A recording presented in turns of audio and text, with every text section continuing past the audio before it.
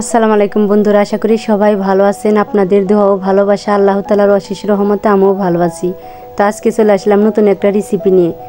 তো এখন তো বাজারে প্রচুর পরিমাণ টমেটো পাওয়া যাইতেছে, তো এই সুযোগে আমিও সস বানিয়ে ফেললাম। তো সসটা কীভাবে বানাই পুরো ভিডিওটা আমার সাথেই থাকুন, দেখতে থাকুন। এ জায়গায় কয়টা টমেটো নিয়েছি, টমেটোগুলো ভালো করে ধুয়ে নিব, বটা ফেলে দিয়েছি। তো ধোয়া হয়ে গেছে, এবার টমেটোগুলো ভালো করে মুছে নেবেন। টমেটোর গায়ে যাতে এক ফোঁটাও পানি না থাকে, তো সেভাবেই মুছে নেবেন, পারলে টিস্যু দিয়ে মুছে নেবেন। বন্ধুরা দেখতেছেন টমেটোর গায়ে কোনো পানি নেই, খুব ভালো করে আমি মুছে নিয়েছি।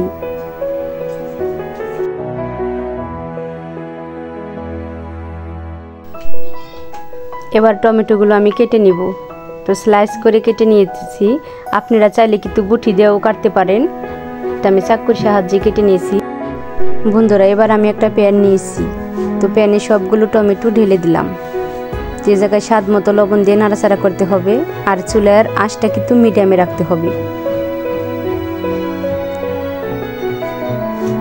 তো স্বাদ মতো লবণ দিয়ে দিলাম। এ জায়গায় আপনারা একটু পানি ব্যবহার করবেন না। তো দেখুন টমেটো কিন্তু সিদ্ধ হয়ে যাইতেছে, প্রায় অল্প আঁচে জালটা দিবেন। এবার আমি একটা ঢাকনা দিয়ে ঢেকে দিব। কিছুক্ষণ পর ঢাকনা খোলানোর পরে দেখুন অনেক সুন্দরভাবে হয়ে গেছে টমেটোটা। মাশাআল্লাহ পুরোটাই গলে গেছে টমেটো।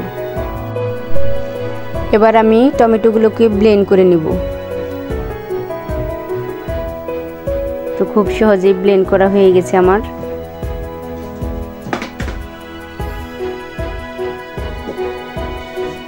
মিশ্রণগুলো ভালো করে মিশে গেছে, দেখুন একটুও দানাদার নেই, খুব সুন্দর করে মিশিয়ে নিয়েছি। এবার আমি একটা ছাঁকনি নিয়েছি, তো পুরো সস এ জায়গায় ঢেলে দিয়েছি। এবার ছেঁকে নেব। তো দেখুন খুব সহজে ছাঁকা হয়ে যাইতেছে।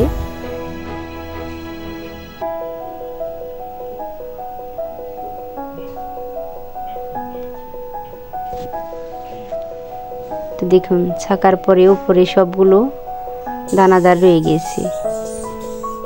মিশ্রণটা খুব ভালোভাবে তৈরি হয়ে গেছে। বন্ধুরা যেহেতু আমি সসের মধ্যে কোনো পানি ব্যবহার করিনি, তো এই পর্যায়ে আমি দিয়ে দিব কর্নফ্লাওয়ার আর দিয়ে দিব ভিনেগার। তো এবার ভালো করে মিশিয়ে নেব। এই ভিনেগারটা দেওয়ার খাতিরে কিন্তু সসটা 1 বছর পর্যন্ত সংরক্ষণ করতে পারবেন। আবারও সসটাকে আমি রান্না করে নিব। দিয়ে দিলাম আদা রসুনের পেস্ট, দিয়ে দিলাম হলুদ মরিচের গুঁড়ো, ফ্লেভারের জন্য দিয়ে দিলাম 2টা লং। তো এবার ভালো করে নাড়াচাড়া করে দিব, সব মিশিয়ে নেব। তো মিশানো হয়ে গেছে। এ পর্যায়ে দিয়ে দিব রান্নার রেগুলার করা তেল। এবারে দিয়ে দিব টেস্টি সল্ট, স্বাদ বাড়ানোর জন্য টেস্টি সল্ট দিয়েছি। তা আবারও ভালো করে নাড়াচাড়া করে দিব। তো দেখুন খুব সুন্দর হয়েছে মাশাআল্লাহ। এবার দিয়ে দিলাম গুলে রাখা সেই কর্নফ্লাওয়ার। বন্ধুরা এবারে দিয়ে দিব শুকনা মরিচের গুঁটা। তো এগুলো আমি ভিজে রেখেছিলাম আগেই। আবারও ভালো করে নাড়াচাড়া করে দিলাম, সব একত্র করে মিশিয়ে নিলাম।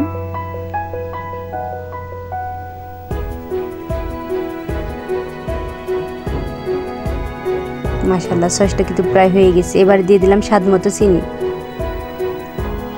টেস্টটা বাড়ানোর জন্য আমি চিনি অ্যাড করে দিলাম।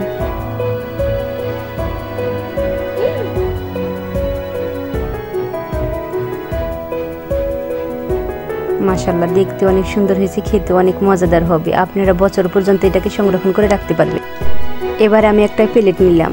তো আমি দেখবো এবার আমার সসটা পরিপূর্ণভাবে হয়েছে কিনা। সসের গায়ে থেকে যদি পানি বের হয় তাহলে বুঝে নিতে হবে সসটা হয়নি। মাশাআল্লাহ আমার সসটা পরিপূর্ণভাবে হয়ে গেছে, পানি বের হয়নি। বন্ধুরা আপনারা চাইলে কিন্তু আমার মতো এভাবেই সস বানাতে পারেন। তো পুরোপুরি সস বানানো শেষ। তো এবার একটা বোতল নিয়েছি, আমি এবার বোতলে ঢেলে নিব। ঝরানোর পরে এটাকে সংরক্ষণ করবেন। আমি ঝরিয়ে নিয়েছি। তো আমার ভিডিওটা যদি আপনাদের ভালো লাগে তাহলে লাইক কমেন্ট শেয়ার সাবস্ক্রাইব করে দিবেন, আর যদি ভালো লাগে তাহলে ছোট্ট করে একটা লাইক দিবেন। বন্ধুরা এখন কিন্তু টমেটোর সিজন, তো 2 দিন পর হয়তো ফুরিয়ে যাবে। পানির দামে টমেটো বিক্রি করা হচ্ছে বাজারে। তো আমার মতো সসটা আপনারাও বানিয়ে ফেলুন। আমার মতো করে সস তৈরি করে সারা বছর ভরে সংরক্ষণ করুন। তো মাশাআল্লাহ অনেক সুন্দর হয়েছে, পারফেক্ট হয়েছে আমার সসটি। আশা করি সসটা ছোট বড় সবারই অনেক ভালো লাগবে। আশা করি সবাই ভালো থাকবেন। আল্লাহ হাফেজ।